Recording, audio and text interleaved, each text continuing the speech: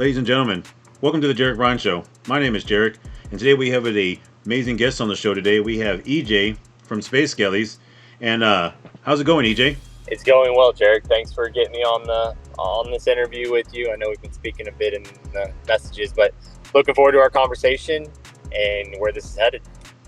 I appreciate you. And like I said, you do great in the spaces, and I was actually really excited that you actually even agreed to come on. You know, I'm such a small channel starting out though, but I was really stoked to have you on. Kind of like the first question I kind of want to dive into is kind of like your background so much. I know that, you know, you guys are fully doxed and everything like that, but kind of what's your kind of background into Web3, or what kind of brought you to Web3? Yeah, that's a really great question, and it's an open question that kind of changed with how the market's changed and my thought process of things. But one thing that attracted me into NFTs into crypto was the fact of how quickly transactions could be done. And being from a business background, having money wired and things where it was never good for business. You always having to wait, a lot of delays.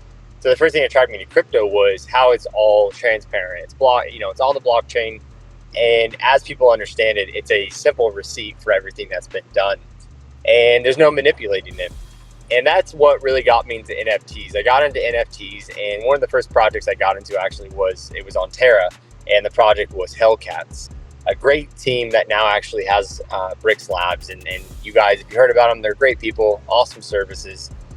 But from there, as you guys know, that really introduced me into what do I want as a founder? What did I want to see as a founder? I was always into art. I've always been to, one of my past and previous businesses was artists and woodworking, and that I've always enjoyed art and everything you can do, something that you can cherish and have in your home, and you just be very happy when you can show somebody what you have. So as we produce this art and I learned more about NFTs and how the whole ecosystem works, that's what started to attract me to where you could build a culture of a curated community that hasn't been tapped into yet. And as coming from any business background, as anyone should, when something's not tapped into, if you can provide solutions and get into that, it can be very lucrative. So as I got into this, looking at it from just for fun standpoint, it turned into more of what could we provide into the ecosystem to build a business, to build a brand that people want to become a part of. And that's what led us into Space Skellies.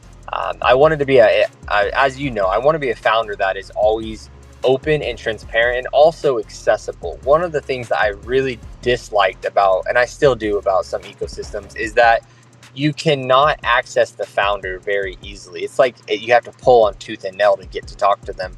So that was one of the big things that we started with. And through that, we've curated a gaming community that also is very open and transparent with each other. And that's what led us down the ecosystem and down the rabbit hole, if you must, of where we're headed and what we've done. And everything was a stepping stone along our journey.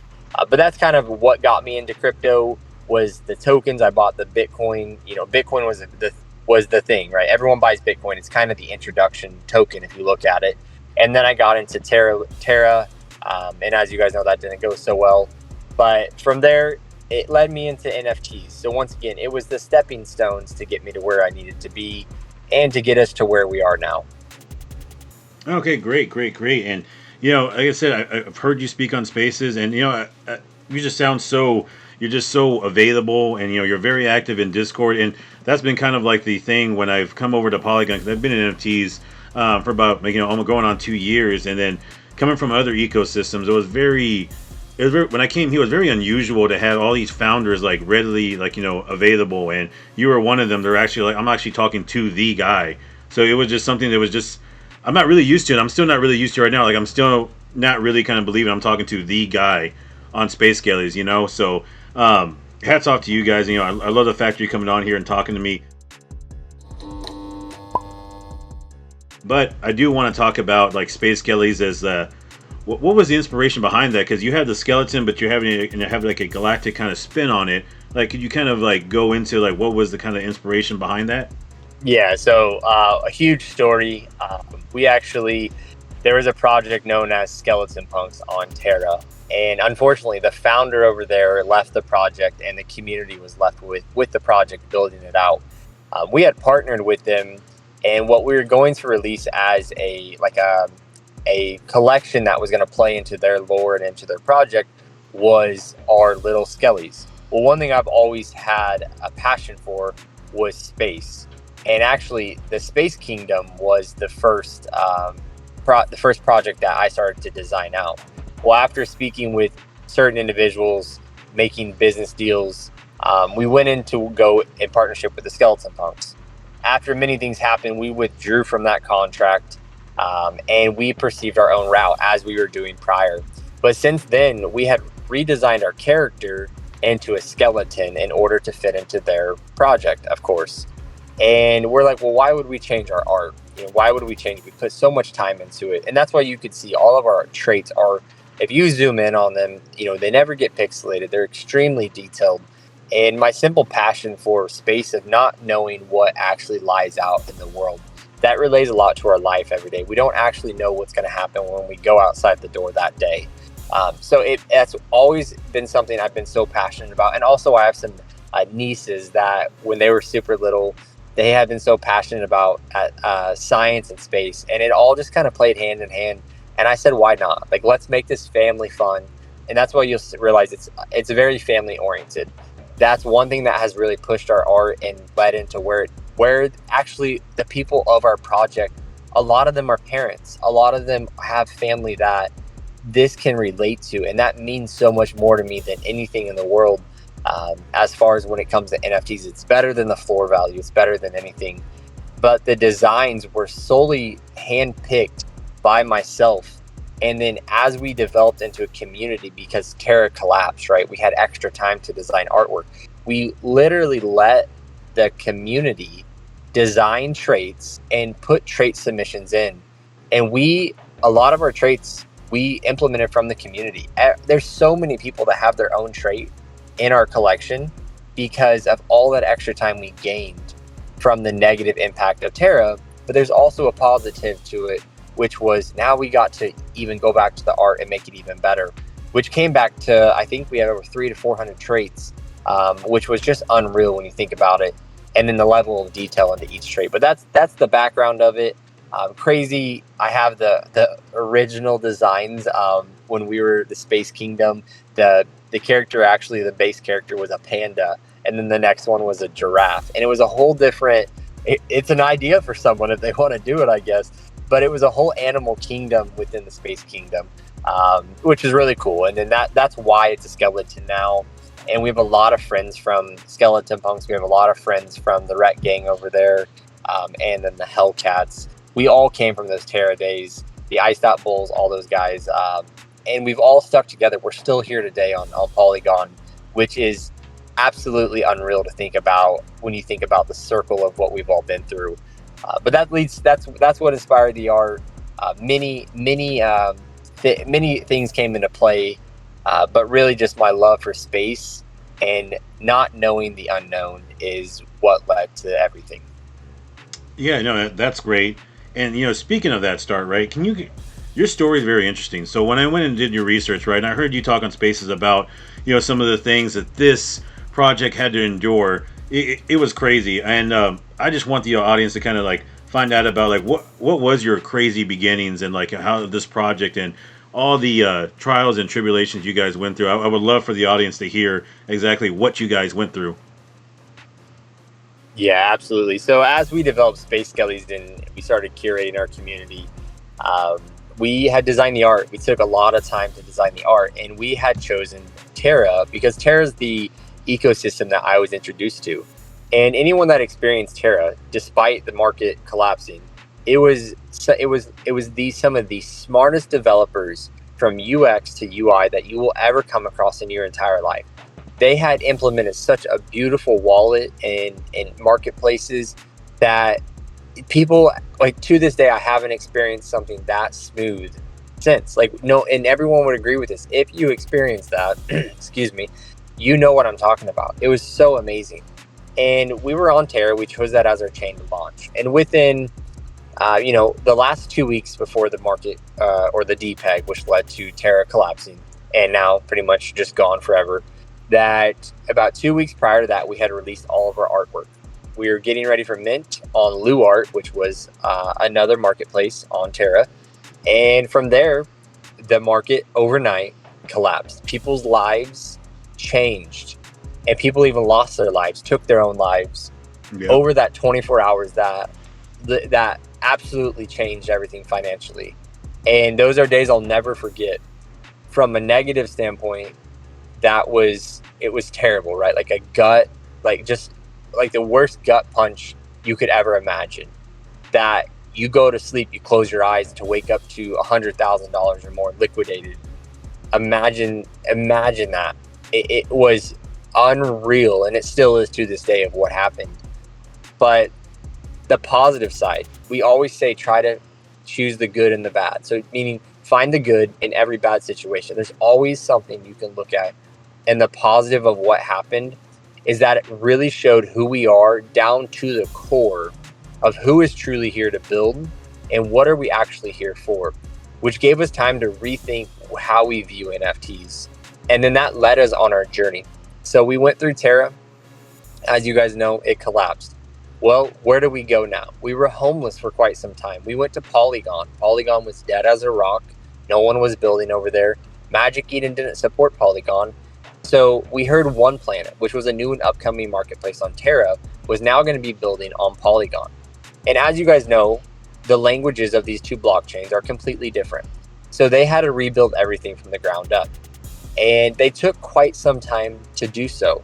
And we were voted the #1 most anticipated collection to launch with One Planet. We were getting a lot of recognition, but something just didn't feel right because we kept making our community wait. It was month after month after month. And about 6 to 7 months after waiting, after the DPEG of Terra, we chose to separate from Polygon with One Planet. And we moved over to Cosmos. Cosmos is, it's just another chain. And on Cosmos, there's a network called Stargaze. It's a micro network.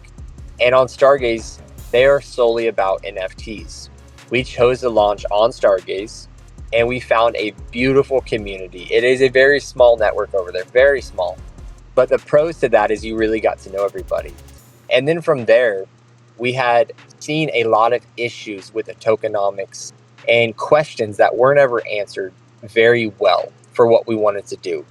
There was a lot of, it's a permission chain. So everything you were doing, you were having to go through governance, which just isn't feasible for people wanting to build out games and staking and services and products. You kind of have to ask for permission all the time. It just wasn't what we wanted. So as we sat down with the team, let's go, we were on Stargaze, and let's talk about the OGs. On Stargaze, when we minted, you want to know about the story and what we went through, we minted our OG collection. So after the DPEG and another 6 months and then another 2 or 3 months, we finally had our mint on Stargaze. Out of every day I could have picked in the entire calendar year, we picked the day FTX collapsed. We started to mint, and it was actually 29 minutes into the mint. CZ of Binance tweeted out the comment that was going with, tweeted out about FTX. The whole market went into shock, as you guys may remember. And once again, that PTSD of Terra kicked in very quickly for a lot of us. And just for people in general, the panic of the market. And mint stalled out. So we stalled out around, I think we hit like 60% within 25 minutes. And then the FTX comment came out. We still minted out despite FTX after the scares went away over those next 24 hours. Thankfully, once again, a very, not just beautiful community, but a supportive community from the core inside out. Just amazing individuals. We minted out, and now we had a successful collection, right? Everyone wants to mint out their collection. Well, we did that. And we were very happy to overcome everything that we went through. But now we always think, what's the next step? The step you're at shouldn't be the step you're on in your mind. So we're always steps ahead of where we're going. So that led us into, we had over $100,000 of airdrops to the OGs throughout the 5 months that we stayed on Stargaze, building dApps and everything over on Stargaze. Well, from there, people could use these airdrops, which were called Elixirs. Elixirs were airdropped to holders of OG Skellies, meaning the Space Skellies, and throughout not listing any of your NFTs for 30 days, you would receive these Elixirs. And so that led to a lot of individuals, very strong holders, as you may notice for the OG collection. There's a lot of strong holders in our Discord. And we're not all about the floor price. We're not all about none of the hype. We're just here for a community that wants to build. And these Elixirs were airdropped at a floor price of over $100,000 to the current holders. They then took these four elixirs at a time, and you could go into our custom DApp that had never been done on Stargaze, and you could burn your 4 elixirs and receive a spaceship. Those spaceships were then they were still on Stargaze. So now we had the OGs, we had elixirs, and we had spaceships if you chose to burn those elixirs. These are all free from simply holding Skellies, the OG Skellies.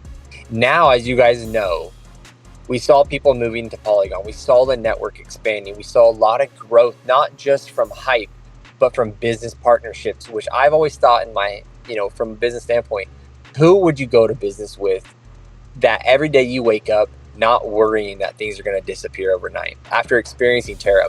And Polygon was that place. They not just because of the tech, but because of who they are from a business development, from the marketing, and everything that they've been developing as a whole, as a company, like Polygon as the company.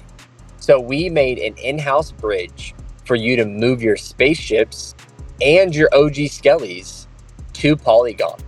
So we had broken over 100 ETH on Stargaze with our OG Skellies, and now you'll see them on Polygon. Unfortunately, because they are a different chain, you cannot reflect volume. So currently the OGs have done over 110 ETH if you add everything together, and between multiple chains. You'll see OGs on on Stargaze, and you'll see them on Polygon. So I don't want people to be confused. They are a multi-chain NFT collection.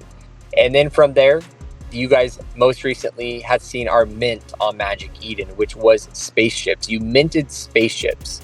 And current holders, people didn't understand, we were the first ever project to do a multi-tier plus multi-chain mint and reveal at the same time.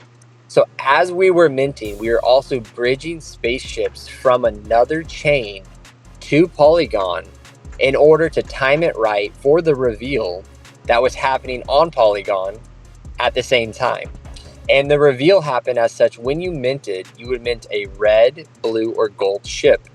Each of these ships pull from a different pool, meaning red has less likely chances of pulling rare, which ended up being the art was so incredible. Everyone just thought the reds were the best of the best, and the blues were great too. But the golds were the only ones that could pull one of ones. The gold ships, that's why they sell for higher value. They're the only ones that can pull for one of one. You reveal on demand. We always talk about gamifying you gamify every single experience when you can, period. There's no questions asked.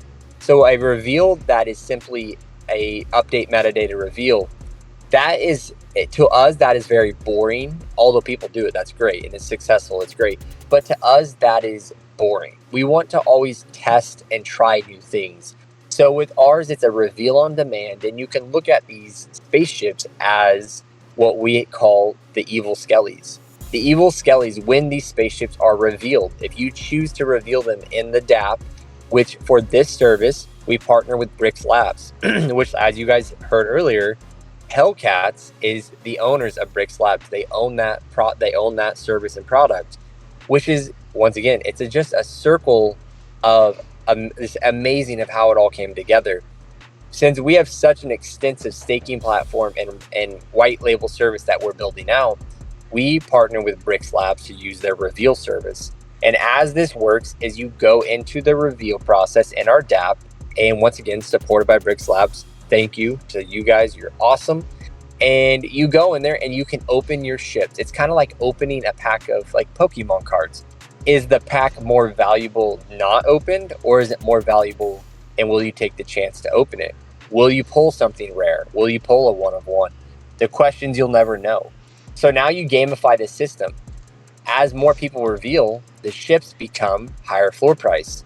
But what if people start revealing the one-of-ones and the rare items? Do you take the risk to open a ship? So we wanted this to be all going through people's minds, everything going through, just all these thoughts, you can make things happen. But then it's always, what's next, right? What's next after that? So that led us into releasing our staking for the OGs at the same time. So as the OGs, is actually about a month prior to mint, as the OGs bridged to Polygon, they could then be staked for what we call Starlace. And that Starlace is now used into our whole gamified process. And now the evil Skellies are out. And I just want to tell everybody, if you love what we did with the Skellies, and this is a lot of information to unwrap, I know, but if you want to just try to fathom what we did for the OG Skellies, just imagine what we learned along the process and what we're about to release for the evil Skellies. And we're very, very happy to be where we're at. And I know we're going to get to that later. But that's the journey. That's where we're at from the beginning to end and where we currently stand right now. We have the Space Skelly, the OGs that are multi-chain. We have evil Skellies that are on Polygon. We have Elixirs as well. And then we have the unrevealed evil Skellies, which are spaceships. And I don't want to forget, we do have Bitcoin ordinals. We got into Bitcoin ordinals before they were the thing. A sub 250K collection. We took a risk when everyone was doing OTC trades. A lot more dangerous back then, but we definitely it was a fun experience. We told everyone we're not even sure where ordinals are going to go. We don't know if it's ever going to become a thing, but it did. And now we're into the multi-millions of inscription numbers. So yeah, that's where we're at. That's our collections. And yeah, I think that covers most of everything. You actually did. This is actually a super easy interview because it's almost like you're reading into my book right here. Because you actually answered like everything I was going to ask, actually coming down the line, and that's what I was that's what I was trying to get more information on, like the spaceships and the elixirs and everything like that, and like the evil Skellies and everything. You just had so much going on, right? But that's what I love about you guys, in a sense that you guys are always. Well, let me say it this way. I like projects that are constantly giving back to their holders, and that's what kind of drew me to you guys too as well, besides you speaking on Spaces. You guys looks like you guys are constantly like giving back to your holders, and I love projects that do that. They always incentivize people to actually hold their project, hold their IPs and everything like that. So when you stake, you get these elixirs, correct? That's what I kind of gathered from this. And as far as your staking platform and everything like that, I noticed you guys did it for Owlpha. Will you guys be doing that for other projects too as well? Or is that something you're going to offer? So I want to hit that first question you asked. You didn't have to stake. So on Cosmos or Stargaze, because of the limitations on certain items and just certain things you wanted to build out, we wanted to keep it simple. So we actually went with non-custodial staking, and you didn't have to do anything. We built a script that would read and query the wallets. Meaning, all that simply means, for anyone who doesn't understand that, all it means is it's an algorithm that you guys hear the word algo all the time. It's just a computer reading the back end of the blockchain to see if you list your NFTs. If you list your NFTs, you just don't receive elixirs. So, Jarek, if you owned a Space Skelly and you didn't list it for 30 days, then you would get an elixir. That's how simple we made it for everybody. But we also had to build out none of this had been built out to simply track data. We had to build all this out for something so simple, right? And then we had to build out airdrop tools and pretty much anything you can think of. We had to build it out, which at the end of the day is fine, and it teaches you a lot. But yeah, that led into staking, right? So we have non-custodial staking on Polygon. We don't offer hard staking. If you want hard staking and you're hearing this, we can refer you to a developer that we trust and to a project we trust to build you a contract that will be fully audited. We will send you to them. But personally, we do not handle hard staking on our end. Can we build you the UI or the front end for it? Absolutely, we can do that for you. But what we built for Owlpha and for Skellies as well is very similar to Utes, where it's a point system. And as these points play into it, projects can choose how they want to use the points. For instance, we have Starlace. for our points that we had mentioned. Those points are then used in our raffles, our space pods, the loots, everything we have going on. It's also used into our game, where you can use that star lace you use from staking by simply holding Skellies. You can use that star lace in game to buy items that then you can trade between different wallets, which is something that we haven't released until I just told you now. But these are items and white label services we're offering. For Owlpha, their goal is to be able to have these points convert into, I believe, their token that they will put out on chain.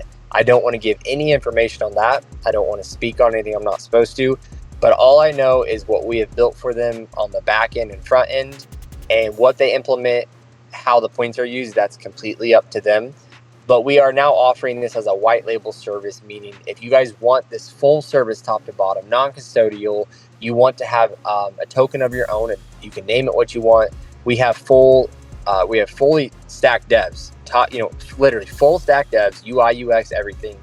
And what we do, white label simply means we wrap it with your brand, and we can add tweaks and changes on the back end for you. And then you can choose how you want those points to be used for anything in the future. Maybe you want to provide a liquidity pool. Maybe you want to provide wager matches in a video game, and you want to tie all this together.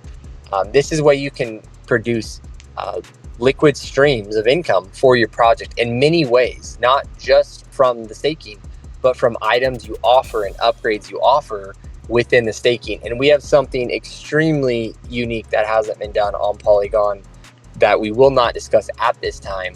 But once it's all fully developed as well, this will also be offered as a white label service. So if you're hearing this and you're just tired of trying to chase around developers and people to trust, just come to us. Our lead time is over a couple months already because we're building things for projects. But let us know. And if you only want a certain part of the staking, maybe you just want to do raffles and that's it. You don't want staking, you just want raffles. We can also just sell you the raffle product. We're here to build together. We're not here to just have competition all the time. But anyways, hopefully that helps people understand, and Jarek, you as well, what the staking platform was designed for. It's designed for us as well to offer white label services, to bring Skellies another stream of income, because at the end of the day, everyone that's listening to this is a business, and we have to produce streams of income, and we have to be liquid in order to provide for our holders and have a sustainable product. Like that's the bottom line. If you can't overcome your burn rate, you will not be around very long. No matter what you want to tell your holders, if your burn rate is higher than your income, there's just a matter of time. It's not a matter of if, it's a matter of when. So hopefully that kind of gets you up to speed, Jarek, and answers any questions people have asked about staking. Oh no, that's great. Like I said, like it's you very well pretty much put it all out, and yeah, no, that answers all my questions. That is really great. It's not, like I said, it's almost like you're here reading off my book here too as well. But and as far as you're very much into kind of Web3 gaming, right? And this is kind of like a question I've kind of wanted to ask people that are like trying to build out like these studios, or trying to like build like kind of a Web3 gaming brand. Like,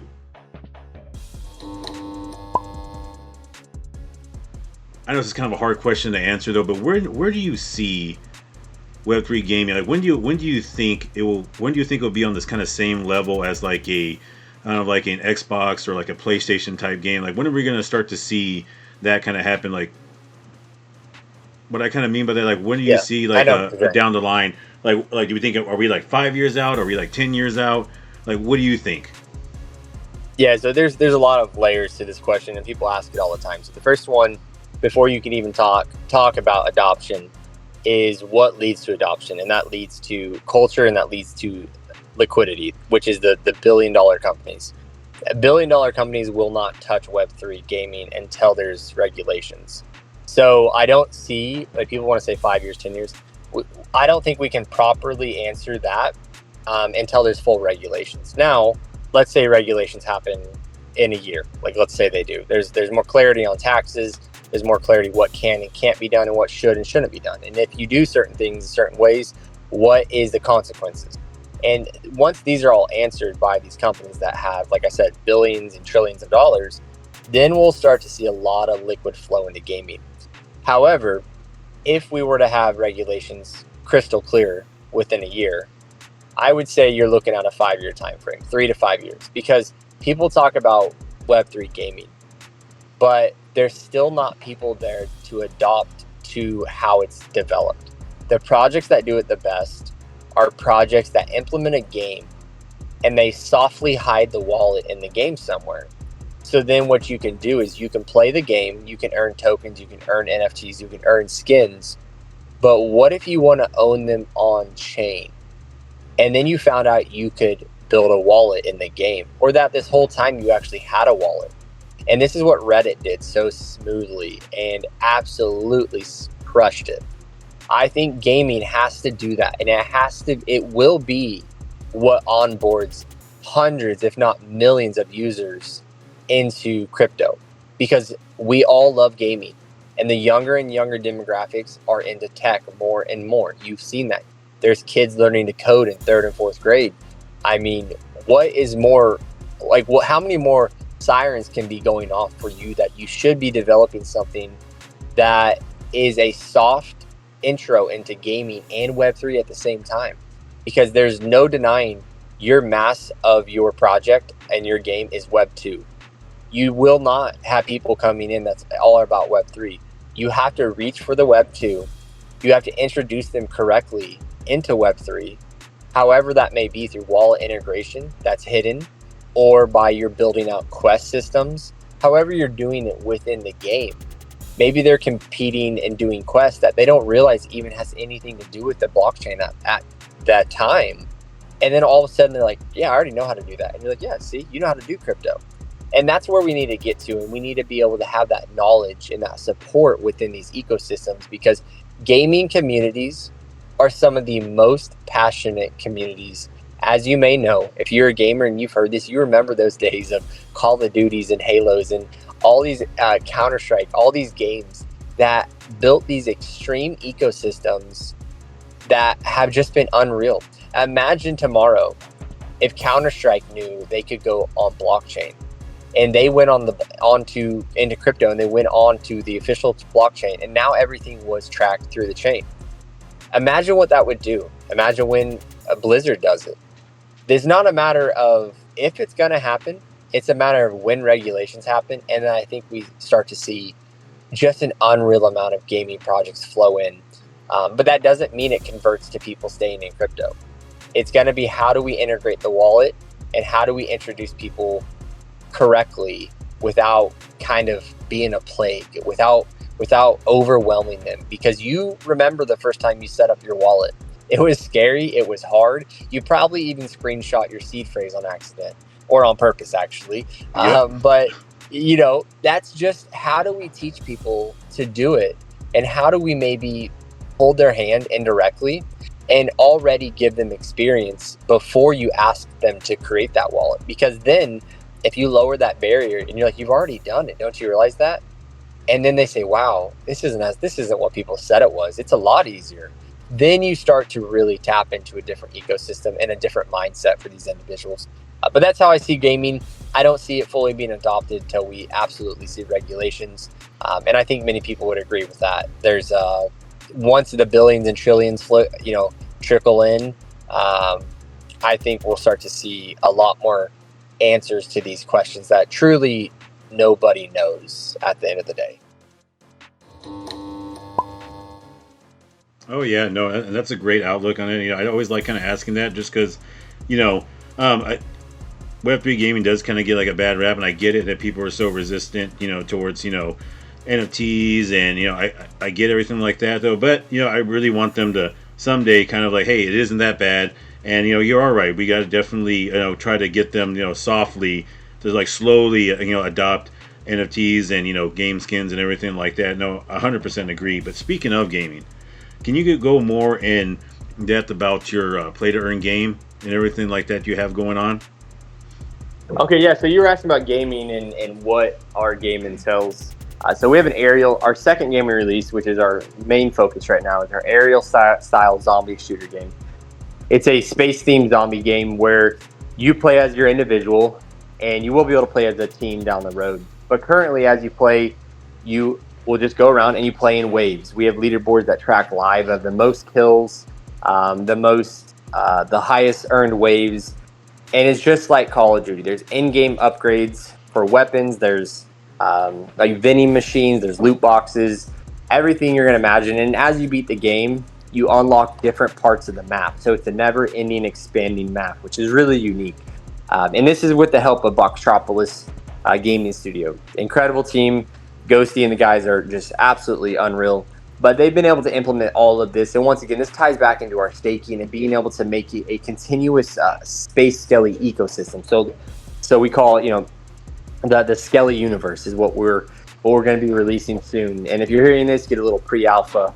But as we do this and we go into everything, we're going to be releasing this information, and you're going to be able to integrate the staking right into the game, be able to earn your Starlies, be able to gamify every system, every aspect of it, and it won't just be a simple game. And then we'll have the mobile version released as well. We'll be having community tournaments. We'll be having like live tournaments, not just with NFTs, but I think a big thing is the gaming world. You got to tap into actual Web2 gaming companies and gaming communities. But that's where we are with our game, and hopefully that gives people a background of where we're headed. And we just want to bring that competitive atmosphere of gaming, because we also are going to be adding a multiplayer, a 4v4 multiplayer to this game. And then we're going to be hosting live tournaments where you can enter the tournament, let's say for $100 as a team. We'll cap it at 100 teams, and then we would have a payout. But anyways, this is something we're implementing, and hopefully people understand, like, our whole goal is to bring that gamified world back to life that we all used to love back in the day. No, that's great. And also, I want to talk to you about too is that what I understand, like, do you guys have a gaming studio? Or are you going to start up a gaming studio? Yeah, so we're partnering with Boxtropolis Gaming Studio. We're not going to start our own game studio. We will bring them in as part of our project, and then from there, they'll be our gaming studio that we use. We were going to implement our own gaming studio, hire on people, but we have quickly found out that it's better to spread the liquid and spread the love, in a sense, to multiple businesses and services within Web3, because that helps get them recognition. For instance, we have a very strong community and very passionate, and Boxtropolis can build games. So why not partner with them and we be the face of the games they build? And also doing this in a way that our community just won a 20,000 Matic tournament with Running Pops. Our community won that. So that brought 20,000 Matic into our treasury, which then we received messages for gated and private events that have even higher prizes with other projects from other chains like Ethereum. And so it was pretty, like, these are things we weren't expecting. We were just trying to get the community to be together, to be strong, to win everything you could.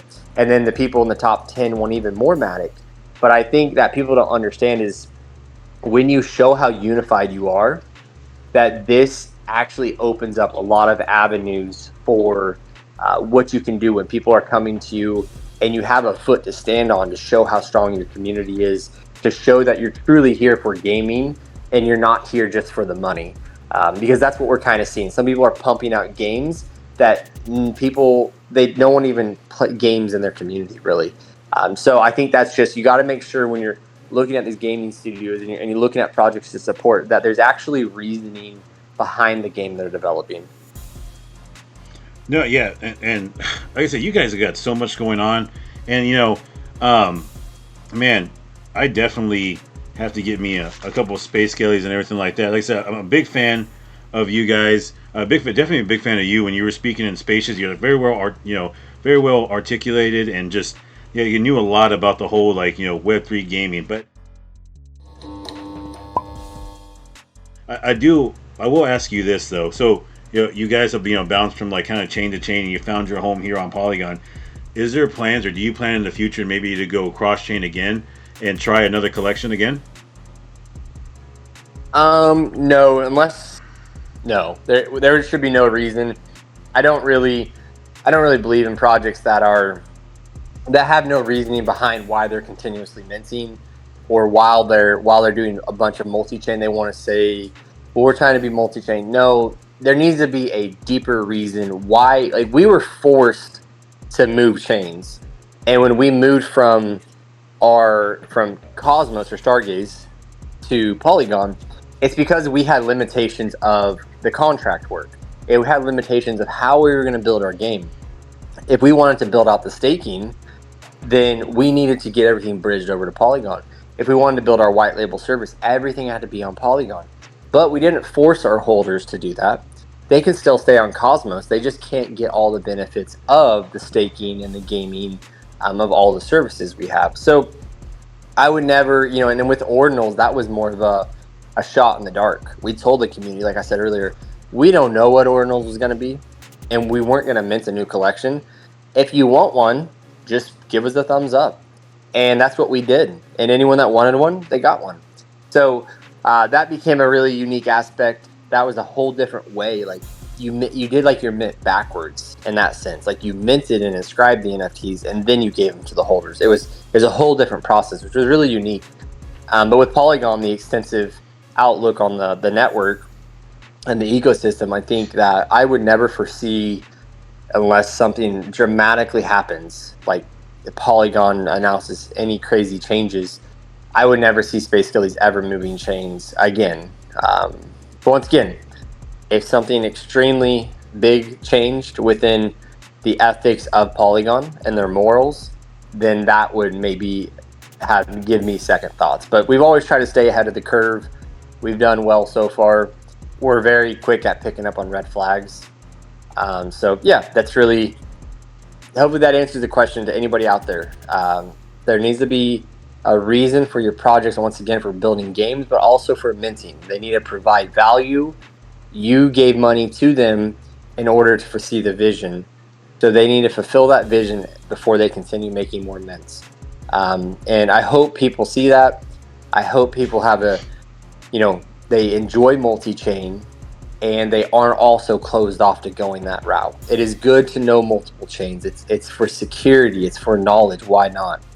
But as far as Space Skellies, I would never foresee us ever moving away from Polygon. No, okay. No, that's great. And also, too, so you had a very, rough beginning, right? And, this is for anybody that's, thinking about starting an NFT project, right? Or maybe that already has an NFT project, right? And they've gone through nothing but just, so many obstacles, and they're thinking about throwing in the towel. And you guys could have easily thrown in the towel. Like, what advice would you give to, some of those, devs that are just, just fumbling all over the place and they don't know what to do? Like, what advice would you give on, not giving up? Yeah, so it's a great question. And that relates back to a lot with my business and where I come from. But if there's something you think about every day, that when you wake up, you think about it, right? Jarek, something inspired you to do this channel. I don't know what it was. Maybe you don't know what it was, but I guarantee if you stop doing this channel, there will be something that picks at you every day. And it's the same thing when you guys are out there building projects. If there's a time and point where maybe you do need to step back, you need to step away because you're just exhausted, that's okay to do. But if that specific thing, whether it's building a product or building a project or whatever your goal is, if that always is the first thing on your mind when you go to bed and it's the first thing you think of when you wake up, that's your conscience trying to tell you need to think about what you really what did you trade your soul for in life? That's kind of where the questions we ask people, and in all of our team meetings we have, at what point in life did you stop enjoying it? And that's where it comes down to, is if you're in this ecosystem for money, you're gonna get burnt out really fast. That's just the bottom line. If you're in it for pure money, sooner or later that's gonna catch up to you. So there has to be something that drives you. My drive was people. When Terra happened and the amount of people that formed around me because of who I was, they're like, EJ, lead this. We will help you. I was honestly I couldn't believe it because I was really close. I lost a lot of money in Terra, scary. And from that day, I learned a lot. But more importantly, I learned what I meant to other people and how what I did actually affected others around me. And I think that in itself is what drove me every single day. And my wife will tell you is, maybe I work too much. Maybe it's true, but it's not work if people say this as a cliche, but in Web3, if you truly don't enjoy it to the core, you will not be around very long. So if anyone's out there, you're in a rough patch, you're watching these markets like I'm watching every week, just go to red everything. Sorry to hear my dog walking around, but I would say just focus on control what you can control, whether that be your attitude, whether that be what you're developing. Don't think about anything outside of what you can control because you don't have enough energy to. And if you're a new founder, the best thing you can do in a bear market is you network with people. That takes no money to network with people. Jarek, just like you, all you did was reach out to me. You probably were shocked about how accessible some of us were, but we want to talk to people. People that want to be here for those people are here. So put yourself out there, get outside of your bubble, and have a very strong why. Stop shilling your project. Shill who you are. Let who you are shine on the space, on the interviews, on the phone calls. Don't focus so much on what you're building. Build it. Be who you are and let that shine and let that product get brought up naturally and then shill it, because that is when people want to learn. When people ask about the product after getting to know you, it's because now they're actually interested. And that's the best advice I can give to anybody, especially during a bear market. And let people know your story. People relate to people relate to stories. And I think that is that's how you really let people know who you are to the core. No, that's amazing, and like I said, I just love that you guys had the grit and determination. That's what that was just so amazing, kind of reading your story. But I want to get your opinion because it seemed like you're very well versed in the space. But I do want to kind of get your opinion on this too. What do you think are the futures of NFTs in your opinion? Yeah, and once again, this relates back to that gaming question. Is kind of if we have more regulations and we have more clarity based off of U.S. law for us, but many laws are still not clear at all in other countries. Once we start to see that released out, I think NFTs are going to be used in ways that we haven't even thought of, and I don't even know what that even means when I say it. But I always know there's someone out there that is building something so awesome that they're just waiting to pull the trigger at the right moment. They're waiting to release that product because they are unsure if they can until the regulations are put in. I see Web3 just continuing to be a token for NFTs or for ecosystems. They can become, your access to private servers. They can become whatever you can look at as access to gaming services, gaming tokens.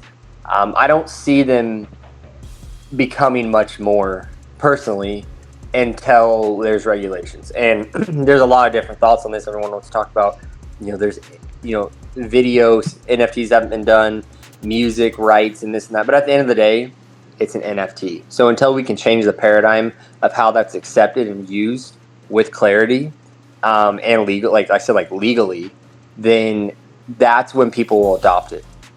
So that's kind of my open-ended answer, but it all kind of fills back to when there is regulations and clarity, we will see a significant amount of liquid come into crypto in general, and a percentage of that will flow into NFTs. No, great, and like I said, it's a wonderful answer, and like I said, I just love your take on that, and kind of like my next question is, I know everybody asks like, where do you see yourself in 5 years, or where do you see yourself in the bull market, or anything like that. That's not something I really kind of want to know because everybody can kind of give their own kind of spin on that. I just want to know, where do you see Space Skellies a year from now? Sorry, I fat fingered my mic. So as Space Skellies, being the founder, being the team, knowing what's being built, I would say I see Space Skellies as a full force white labeled service with our gaming hub. Our gaming hub is something we're really focused on called the Boneyard, where we host our games and many other games, and we bring community unified tokens, meaning based off the game you play, you earn different tokens, and then those tokens are used in an overall hub of raffles and loot boxes that are donated by other projects and sponsors. So there's a lot to unwrap, there's a lot to build, a lot to do, and crypto moves fast. So I think the biggest thing for Skellies is I see it as a full-fledged product, because business is business, right? You have to bring in liquid within the first 3 years, and it has to offset your burn rate. But also, if you can do that when building a culture, I think that means that's everything, right? The culture you build is so important, and how you build it. With the gamified aspects to our project, that's already led to curating our community, and then getting us involved with other projects that are all about gaming and all about building as well. And then bringing that under a unified hub that you can trust, that has, the hub alone is built by our docs and full stack devs. Then you bring in other games that have audited contracts that are fully built out by other gaming studios, but you bring that under one hub. And then on top of that, you offer a community token where it's not just one token that benefits one project or one platform. It's tokens that benefit every game, and how they're used is based off of how the platform sees it, and I think that's going to be something that we'll build with each project. So if we bring in 3 projects, those founders will have a say in everything we do and how we do it, and that's what we're really excited to do and to build. I love gaming. Gaming is where I've always wanted to get to, and to bring such a unique and, like I said, a family aspect style game, but also competitive. That's our whole end goal. We never get away from our morals of family and uniqueness, right? Bringing a gamified aspect with beautiful art, but also keeping it family oriented, where we can welcome in everybody. And I hope we did that for you, Jarek. I hope we bring people in that feel welcome, that want to become part of it, that do want to learn more.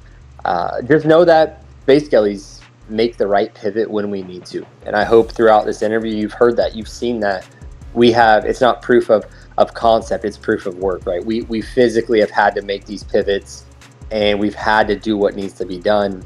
No questions asked, we just do it.